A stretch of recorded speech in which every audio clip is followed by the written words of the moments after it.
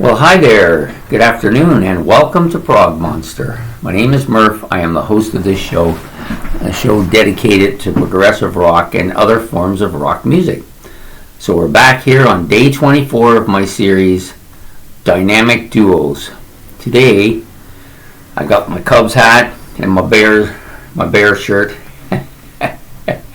Yeah, we're doing the Cubby thing today, but we're also doing this dynamic duo from these two albums in rock, Machine Head from Deep Purple. Had to have these two guys on here. I know they don't get along very well. Pretty hard to get along with Ritchie Blackmore, I think. He's a kind of it's his way or the highway type of guy. Kind of hard to get along with him. You can't even tell him anything. He still wants to do his own thing. I once read that Ian Gillian, who used to do the song used to do Child in Time, which has a lot of really high-end falsetto type screaming. And he would say that halfway through the tour that this would start to get on his throat, so he would ask the band, please, I don't want to play this song anymore. I can't do it every night. It's too much. But then he'd get on stage, and somewhere during the night, Ritchie Blackmore would start playing the song, and then he'd have no choice but to sing it. Yeah, I can see him doing that. He's that type of guy. But has there ever been a better combo with Deep Purple than Ian Gillian and Ritchie Blackmore? I don't think so. This is one of the great rock combos.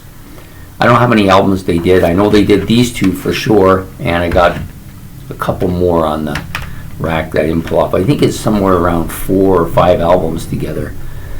And then they actually came back and did a little together as well. But I just think that there's such a legendary combo.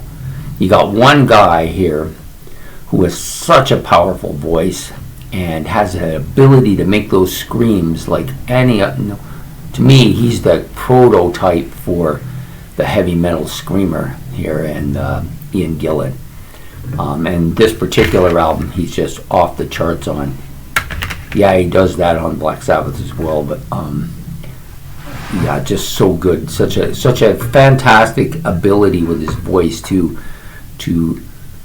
just know when to use the words and when to sing something properly. And I think he's a very, very fantastic vocalist, one of the best in rock music. And such a legendary frontman, especially with that massive hair of his. Oh my God. Does anybody have a bigger set of hair than him? I don't know. Maybe Paul Stanley from Kiss, maybe, I don't know. Anyways, I really enjoy listening to Ian Gillian's voice. I'm not sure who wrote the lyrics for Deep Purple. Maybe somebody can tell me out there. I think he had a lot to do with it, and I know he did on the Black Sabbath album, so I'm assuming he did with the Deep Purple band as well. And he just writes such memorable stuff, right? It is unbelievable stuff, and he's such a front and center type guy, you know. I just think that he just doesn't. You can't give this guy enough attention for his abilities. And there he is, teamed up with arguably one of the best, if not the best, kind of heavy guitar players of the early 70s. He's a fantastic guitar player.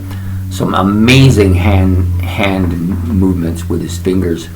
Playing that Child in Time solo is unbelievable, and so many different things that he's done with the band. Such an amazing guitar player. Extraordinary, and a very frontal guy as well. I think he wrote a lot of the music for Deep Purple as well. But that whole band was well put together, especially during that. I think it was the Mark II era. I think it's the Mark II era of the band. Just so good, those two together. And I know they didn't get along very well. I made a point of not mentioning this with a couple that I did not too long ago. And some people say, hey, like you didn't talk about that. I said, well, I didn't really want to talk about it. But I can see you can't do something like this without at least mentioning that. So, yeah, these two guys had problems with each other. But Was there not magic on stage when the two of them were playing at their best? Yeah, I think this is a combo that has to be in this list. Absolutely has to be here. So much so that I put them ahead of Dio and Iommi, mostly because the Iommi and Dio regiment was only 3 albums long and short duration, whereas this was a little longer and a longer duration. That's the reason why I chose them to go a little bit higher. But both fantastic, no doubt about it.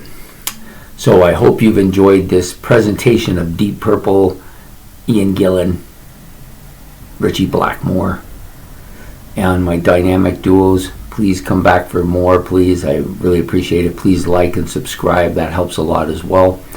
And I'll try and stay out of my bear costumes for the rest of the week. Take care. Bye.